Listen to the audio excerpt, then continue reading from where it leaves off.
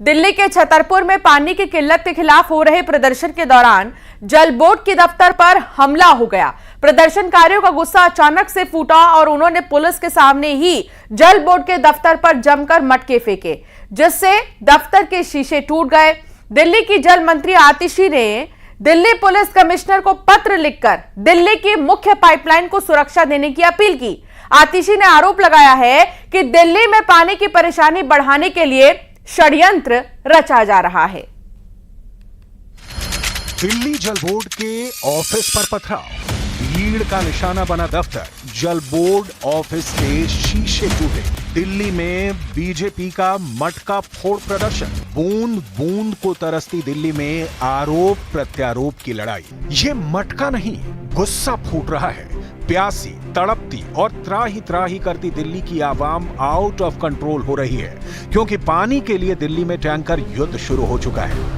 दिल्ली का कंठ इस कदर सूख चुका है कि लोग दहाड़ मार रहे हैं। सरकार से गुहार लगाने के लिए भरी दोपहरी में कहीं मटके फोड़े जा रहे हैं तो कहीं खाली बाल्टियां लेकर सरकार के खिलाफ नारेबाजी की जा रही है। और चौंकाने वाली बात, ये तस्वीरें राजधानी के एक दो इलाके की नहीं बल्कि कई हिस्से की हैं। दिल्ली में पानी की मारामारी ऐसी है कि टैंकर आता नहीं कि खाली हो जाता है। लोग सुबह से ही लाइन में लग जाते हैं, क्योंकि जरा सी भी देर हुई तो नहाना तो दूर, पीने का पानी भी नसीब नहीं हो रहा।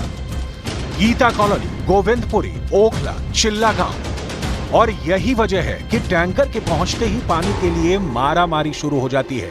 घंटों इंतजार और मशक्कत के बाद लोगों को बाल्टी भर पानी नसीब होता है। दिल्ली के गीता कॉलोनी, गोविंदपुरी, ओखला और चिल्ला गांव से जो तस्वीरें आई, उसने दिल्ली के जल संकट के व्यापक होने का खौफ पैदा कर दिया है। सरकारों के पास भी दिल्ली के लोगों की ये तस्वीर पहुंच रही है, लेकिन जिम्मेदार लोग तो आरोप प्रत्यारोप का खेल खेलने में व्यस्त हैं। दिल्ली की जल मंत्री आतिशी ने बड़ा आरोप लगाया है। उन्होंने कहा है कि दिल्ली में पानी की परेशानी बढ़ाने के लिए पाइपलाइन काटने की साजिश हो रही है।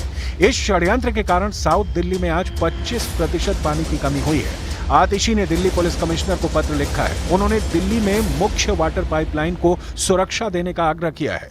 कल उस पानी की पाइपलाइन में लीकेज हुई, उस लीकेज और काफी सीवियर लीकेज हुई। आप ये देख सकते हैं कि बहुत बड़ी लीकेज वहां पे हो रही थी। जब हमारी पेट्रोलिंग टीम को ये पता चला तो रिपेयर के लिए टीम भेजी गई। वहां ये पाया गया कि बहुत बड़े बड़े बोल्ट, 12 इंच के बोल्ट, 4-4, 5-5 सेंटीमीटर लंबे बोल्ट को काट कर वहां पर छेद किया गया था पाइपलाइन में। तो ऐसा लग रहा है कि कुछ षड्यंत्र हो रहा है। दिल्ली की जल मंत्री आतिशी के आरोपों का जवाब दिया दिल्ली से सांसद बांसुरी, स्वराज और मनोज तिवारी। लेकिन मैं पूछना चाहती हूँ माननीय मंत्री आतिशी जी से, किस मुंह से वो दिल्ली जल बोर्ड के अधिकारियों पे दोषारोपण करती है? किस मुंह से वो बाकी प्रदेशों पे, हरियाणा पे दोषारोपण करती है? पहले कांग्रेस फुलाती थी, आज आम आदमी पार्टी फुला रही है। हरियाणा से, यूपी से अगर पानी बढ़ाकर नहीं दिया जाता तो इनके टैंकरों को भी पानी नहीं मिलती, मगर ये पानी देना नहीं चाहते, पानी बेचना चाहते हैं। बीजेपी ने जल संकट के बीच आम आदमी पार्टी और दिल्ली के मुख्यमंत्री अरविंद केजरीवाल पर आरोप लगाया है कि उन्होंने साल 2013 में ये वादा किया था कि दिल्ली को 24 घंटे साफ पानी उपलब्ध कराएंगे, लेकिन केजरीवाल का वो वादा 11 साल बाद भी पूरा नहीं हो पाया। आज भी दिल्ली की जनता 2 बूंद पानी के लिए तरस रही है। अरविंद केजरीवाल ने 2013 में दिल्ली के लोगों से वायदा किया कि हम दिल्ली के लोगों को 24 घंटे क्लीन वाटर उपलब्ध कराएंगे। आज 10 साल हो गए हैं, दिल्ली के लोग बूंद बूंद पानी के लिए तरस रहे हैं। अब आपको दिल्ली को पानी की कितनी जरूरत है और किल्लत का फर्क भी बताते हैं। दिल्ली में रोजाना 129 करोड़ गैलन पानी की जरूरत है, जबकि 96.9 करोड़ गैलन प्रतिदिन ही मिल पाता है। हर दिन 32.1 करोड़ गैलन पानी की कमी है, यानी दिल्ली में रोजाना 32.1 करोड़ गैलन पानी की कमी है। ये किल्लत हर साल के साथ बढ़ती जा रही है। पानी की इस कमी पर घनघोर राजनीति होती है, लेकिन गर्मी का मौसम खत्म होते ही पानी का मुद्दा खत्म हो जाता है। लेकिन इस बार राजनीतिक पार्टियों के साथ ही दिल्ली वाले भी आर पार के मूड में हैं। पानी आ रहा नहीं है, कभी तो एकदम आ जाता है, कभी एकदम चले जाता है। रेता आ रही है, 30 रुपए की बोतलें आ रही हैं खरीद के, किसी के पास पैसे नहीं है तो मांग मांग के पानी ला रहे हैं। ऐसी स्थिति पहले कभी नहीं हुई जो अब हो रही है साल भर से। ड्राई कैपिटल बनी दिल्ली में एक दो जगह जल का संकट हो ऐसा भी नहीं है। दिल्ली के 17 इलाके इस वक्त पानी की भयंकर किल्लत से जूझ रहे हैं। मयूर विहार, संगम विहार, देवली, नजफगढ़, महिपालपुर, ककरोला, उत्तम नगर, गीता कॉलोनी, संजय कैंप, रोहिणी, बेगमपुर, वसंत कुंज, चिल्ला गांव, बेगमपुर, सुल्तानपुरी, मंगोलपुरी, जहांगीरपुरी। एक दशक से दिल्ली में आम आदमी पार्टी की सरकार है। हर गर्मी में ये पानी का संकट आता है।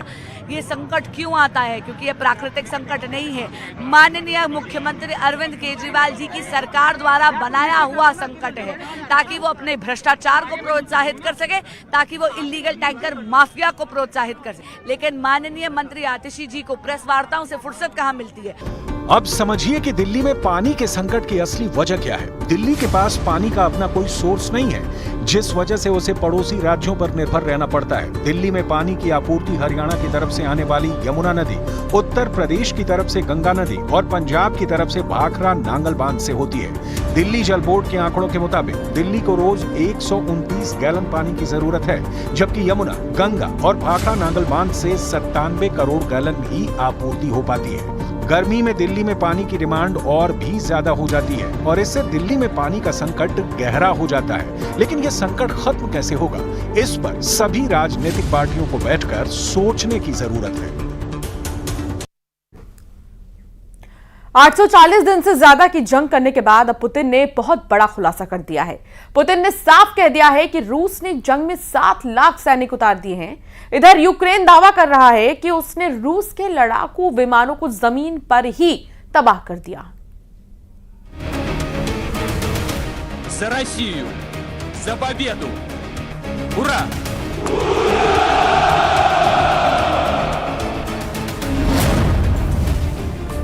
युद्ध में उतरे 7 लाख सैनिक, पुतिन की विश्व युद्ध तैयारी। लगभग 3 साल से चल रही रूस यूक्रेन की जंग अब दुनिया की कोई ताकत रोक नहीं पाई। नाटो के 32 देश मिलकर भी रूस को कभी हरा नहीं पाएंगे। पुतिन ने 15 जून 2024 को ऐलान कर दिया है और दुनिया को बता दिया है कि रूस ने यूक्रेन जंग में 7 लाख सैनिकों को झोंक दिया है। जरा देखिए पुतिन के तेवर क्या बता रहे हैं। У нас в зоне специальной военной операции почти 700 тысяч. У нас в зоне специальной военной операции почти 700 тысяч. जो हवा में मारेगा वही जमीन पर जीतेगा।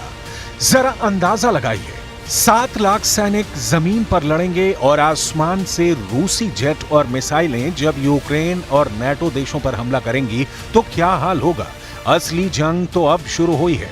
रूस ने यूक्रेन और नाटो के खिलाफ एक ऐसा शैतान उतार दिया है जो जमीन से आकाश तक यूक्रेन के चीथड़े उड़ा रहा है। आखिर रूस के Su-34 लड़ाकू विमान में ऐसा क्या है जिसे देखकर यूक्रेन और नाटो की वायुसेना खौफ में आ गई है। रूस ने उतारा 2-in-1 शैतान। लगभग 36 महीने की जंग में ऐसा पहली बार हुआ है कि रूस के लड़ाकू विमान 40,000 फीट से बम बरसा रहे हैं, जबकि 400 फीट से गोलियां बरसा रहे हैं। आखिर पुतिन ने इस लड़ाकू विमान को 800 दिन के बाद अब जंग में क्यों उतारा है? 40,000 फीट से बम मारा, 400 फीट से गोलियां बरसाई। चाहे रूस के जनरल हों या फिर यूक्रेन या नाटो के जनरल, सभी का मानना है कि जिसकी वायुसेना और हवाई सेना की ताकत सबसे प्रचंड होगी, वही युद्ध का विजेता होगा। पिछले 21 दिनों से रूस पूर्वी, दक्षिणी और उत्तरी यूक्रेन पर भीषण हमले कर रहा है। रूस के इन हवाई हमलों में जहां इस्कंदर और किंजल जैसी बेहद ताकतवर मिसाइलें शामिल हैं, वहीं ईरान के शाहिद 136, शाहिद 131 और अराश 2 जैसे आत्मघाती हमले यूक्रेन के काल बन चुके हैं। यहां तक कि रूस की रॉकेट आर्मी ने पूर्वी यूक्रेन को मौत का किला बना दिया है। लेकिन इतने प्रचंड हमलों के बावजूद यूक्रेन नाटो के दम पर जंग में टिका हुआ है। इसलिए अब पुतिन ने अपने जनरलों के साथ मिलकर रूस का एक ऐसा लड़ाकू विमान जंग में उतार दिया है जो यूक्रेन की राजधानी कीव समेत 8 शहरों पर भयानक गोलाबारी कर रहा है। रूस का Su-35 एक ऐसा लड़ाकू विमान है जिसे 2-in-1 शैतान कहा जाता है। रूस का Su-34 एक ऐसा फाइटर है जिसके अंदर फाइटर जेट और बम वर्षक विमान दोनों की जबरदस्त खूबियां हैं। डिफेंस एक्सपर्ट्स के मुताबिक जंग के मैदान में जहां ये Su-34 लड़ाकू विमान अमेरिका की चौथी पीढ़ी के F-16 और पांचवी पीढ़ी के F-35 फाइटर जेट पर भारी पड़ रहा है, तो वहीं बम वर्षक विमान के रूप में Su-34 अमेरिका के B-1B, B-2 और B-52 बम वर्षक पर 21 साबित हो रहा है। एक अनुमान के मुताबिक रूस का Su-34 फाइटर अब तक यूक्रेन पर 500 हवाई हमले कर चुका है। आप भी जान लीजिए कैसा है रूस का Su-34 लड़ाकू विमान। रूस ने उतारा 2-in-1 शैतान। Su-35 2 इंजन वाला 2 सीट वाला लड़ाकू विमान है। सभी मौसम में काम करने वाला मीडियम रेंज का सुपरसोनिक बम वर्षक और स्ट्राइक लड़ाकू विमान है। यानी Su-34 बम वर्षक की तरह बम बरसाता है और फाइटर जेट की तरह गोलियां बरसाता है। Su-34 2000 किलोमीटर प्रति घंटे के उच्चतम गति से उड़ान भर सकता है। Su-34 4000 किलोमीटर तक गोलीबारी कर सकता है। रूस का दावा है कि Su-34 45,100 किलोग्राम के वजन के साथ उड़ान भर सकता है। अगर इसकी लंबाई की बात करें तो ये 72 फुट और 2 इंच लंबा है, जबकि इसकी ऊंचाई 19 फुट और 5 इंच है। अपने विशाल आकार के बावजूद Su-34 क्रूज मिसाइलों और 8 टन के बमों के साथ सटीक हमला करता है। पुतिन ने अमेरिका समेत नाटो के 32 देशों को सीधी धमकी दी है कि अगर रूस को छेड़ा तो फिर रूस घर में घुसकर मारेगा। पुतिन ने साफ धमकी दी है कि यूरोप और पश्चिमी देश अगर रूस के खिलाफ कोई कदम उठाते हैं तो रूस बहुत बड़े युद्ध के लिए पूरी तरह से तैयार है। पुतिन ने तीसरे विश्व युद्ध से लेकर परमाणु जंग तक का इशारा किया है। पुतिन और रूसी सैनिकों ने जोरदार हुर्रे का नारा लगाकर रूस से इरादे जता दिए हैं। Ура! जून महीने में यूक्रेनी सेना हर 2 दिन बाद दावे कर रही है कि उसने रूसी सेना के सुखोई 57 जैसे लड़ाकू विमानों को ड्रोन हमलों में मार गिराया है। यूक्रेन को अपनी ड्रोन ताकत पर इतना नाज है कि अब उसने दावा किया है रूस का फाइटर और बॉमर दोनों खूबियों वाले सुखोई 34S को उसने उड़ा दिया है। लगभग 4 से 5 सुखोई 34S को मारने का दावा यूक्रेन कर रहा है। कुल मिलाकर पुतिन के तेवर बेहद खतरनाक और विनाशक हैं। ऐसा लग रहा है कि दुनिया पुतिन के क्रोध को भांप नहीं पा रही है। अगर नाटो ने रूस को तबाह करने की कोशिश की तो रूस अपने वजूद को बचाने के लिए दुनिया को तीसरे विश्व युद्ध में जरूर झोंक देगा। बकरीद से पहले हमास लड़ाकों ने इजरायली सेना पर बहुत बड़ा हमला किया। आप यकीन नहीं मानेंगे, रफा में हमास ने महज एक एंटी टैंक मिसाइल से इजरायल की बख्तरबंद वाहन उड़ा दिए। हमास के इस हमले में इजरायल का एक डिप्टी कमांडर समेत 8 इजरायली सैनिक मारे गए। हमास के इस हमले के बाद इटली की पीएम जॉर्जिया मेलोनी ने पीएम नेतन्याहू से साफ कहा है कि गाजा जंग में इजरायल बुरी तरह से फंस गया है। मार दिए 8 सैनिक हमास के जाल में इजरायल। पिछले 100 दिनों से इजरायली सैनिक यही समझने की कोशिश में जुटे हैं कि लगभग तबाह हो चुका हमास उन पर हमले कैसे कर रहा है और इतने ज्यादा इजरायली सैनिक गाजा में क्यों मारे जा रहे हैं। रफा, खान यूनुस, दक्षिणी गाजा, जबालिया कैंप के पास जिस तरह से हमास के लड़ाके चुन चुन कर इजरायली सैनिकों को मार रहे हैं, उसकी वजह से प्रधानमंत्री नेतन्याहू की नींद उड़ गई है। हमास के लड़ाकों का सबसे ताजा और भीषण हमला एक बार फिर से रफा में हुआ है, जिसमें इजरायल के 8 सैनिक मौके पर ही मारे गए हैं। हमास का यह हमला इतना घातक और भीषण था कि इजरायली सैनिकों को बचने का मौका तक नहीं मिला। हैरानी की बात तो यह है कि मारे गए इजरायल के 8 सैनिक बख्तरबंद लड़ाकू वाहन नामेर में बैठे थे, जो खतरनाक धमाकों को सहन कर सकता था। लेकिन हमास ने इस बार इस तरह से हमला किया है। इजरायल के सभी 8 सैनिक नामेर बख्तरबंद लड़ाकू वाहन में मारे गए। रिपोर्ट्स के मुताबिक यह हमला कैसे हुआ, इसे आप जरा एनिमेशन से समझ लीजिए। रिपोर्ट्स के मुताबिक रफा में जिस वक्त 8 सैनिकों वाली इजरायली टुकड़ी हमास के ठिकाने पर कब्जा करने जा रही थी, उसी वक्त इमारतों के मलबे के पीछे छिपे हमास के लड़ाकों ने इजरायल के बख्तरबंद लड़ाकू वाहन नामेर पर एंटी टैंक मिसाइल से बेहद पास से हमला किया। एंटी टैंक मिसाइल ने जैसे पलक झपकते ही इजरायली बख्तरबंद लड़ाकू वाहन नामेर की धज्जियां उड़ा दी। हमास की एंटी टैंक मिसाइल का धमाका इतना जबरदस्त और तेज था कि बख्तरबंद वाहन में बैठे इजरायल के 8 सैनिक मारे गए।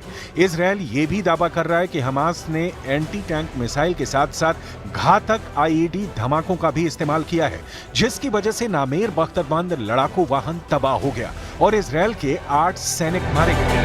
סרן ווסים מחמוד, סגן מפקד פלוגה ו7 מלוחמיו נפלו לפנות בוקר במהלך התקפה על תל סולטן שברפיח. לשעות הבוקר המוקדמות गाजा जंग पर पूरी दुनिया की निगाह टिकी है। अमेरिका की बाइडेन सरकार बार बार पीएम नेतन्याहू से कह रही है कि गाजा जंग को अब रोक दो, लेकिन नेतन्याहू ने कसम खा ली है चाहे जो हो जाए इजरायल तब तक जंग नहीं रोकेगा जब तक हमास का पूरी तरह से सफाया नहीं हो जाता है। 8 सैनिकों के मारे जाने के बाद भी नेतन्याहू के आक्रामक तेवर बने हुए हैं, लेकिन जिस तरह से पिछले 100 दिन में हमास के लड़ाकों ने इजरायली सेना पर हमले किए हैं, उसने पूरी दुनिया को हैरान कर दिया है। यहां तक कि G7 की मीटिंग के दौरान इटली के प्रधानमंत्री जॉर्जिया मेलोनी ने साफ कह दिया है कि इजरायल हमास के जाल में बुरी तरह से फंस गया। ऐसा लग रहा है जैसे इजरायल एक जाल में फंस रहा है। गाजा में हमास को इसे अलग थलग करना था। इजरायल के दोस्तों को इजरायल को स्पष्ट मदद देने की जरूरत है। उसकी सुरक्षा के लिए इजरायल के साथ इटली है। हम बिल्कुल यही कर रहे हैं। बुलेटिन में फिलहाल इतना ही।